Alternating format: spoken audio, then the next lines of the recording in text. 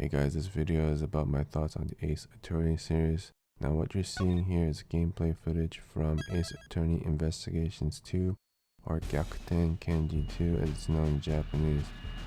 Now I own the Japanese version of the game, but capturing gameplay footage from the DS is not very easy, and we can talk about the English version of this game that you're seeing here later. But first, let's get into the series as a whole. Now if you're new to the series, I would definitely suggest starting with the first 3 games in the main series, Ace Attorney 1 through 3. I don't remember the various subtitles in the English titles, but it's pretty much in Japanese Gyakuten Saiban 1, 2, 3. There's also an iOS HD port available, which has some advanced graphics, but you kind of have to pay per case, which might get a little bit expensive. I'm not so sure about what the pricing is like. Next, you can either play Ace Attorney 4 and 5, or start with the Ace Attorney Investigation series, which is about instead of on the lawyer side, these games are on the prosecutor side. Personally, for me, I thought Ace Attorney 1 through 3 were very good and very interesting. They're really good games. Ace Attorney 4 was kind of the weak one in the series. The new character wasn't, I didn't like him as much, it wasn't as interesting, but it was still a fun game. And then we come to Ace Attorney Investigations 2, which was the only game in the series that was never released outside of Japan. What's amazing about this game is that the first game,逆転検事 1 or Ace Attorney Investigation, which was localized and released, is kind of considered a spin-off because a lot of the story elements don't have anything to do with kind of the main series.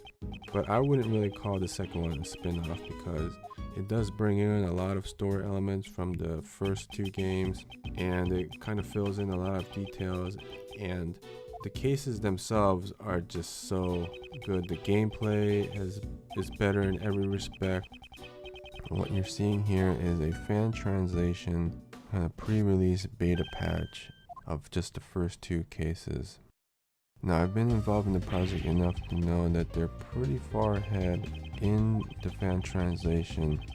Case 3 is pretty much essentially done. Case 4 is very close to being finished, and they're well on their way to kind of localizing case 5. The first passive translation is pretty much done as well. So while I'm not familiar with all the other aspects, such as the programming or the beta testing or whatever, I would be very surprised if the fan translation didn't come out in 2014. So whether you can read Japanese or not, or especially if you're interested in learning Japanese and your reading level is at an intermediate level, I would say definitely buy this game. It doesn't matter if it's the best valued 15th anniversary whatever edition with a picture of the title within the title and all sorts of lame labels on it. Just get the game, and if you don't read Japanese, just wait for the fan translation. It should be coming out this year. Definitely is something to look forward to. I would hold off on playing the pre-release beta patch because I know there are a bunch of typos that were reported by testers, and they're already fixed in the current version. But definitely get this game because this game is the best in the series and just one of the best games I've played in general. I'm not going to go into any spoilers about the game, but what I would say is, case 1 is pretty much, kind of a tutorial case, kind of like in most other games. And then case 2 is just a really fun game. It has all the gameplay elements of Ace Attorney 1 and a new gameplay element, which is called logic chess, where you actually have to kind of pick dialogue options in a limited time, by gauging kind of the reaction of who you're questioning. Obviously something that would be very challenging in Japanese if you're still learning Japanese, but it's a fun and new gameplay element for sure.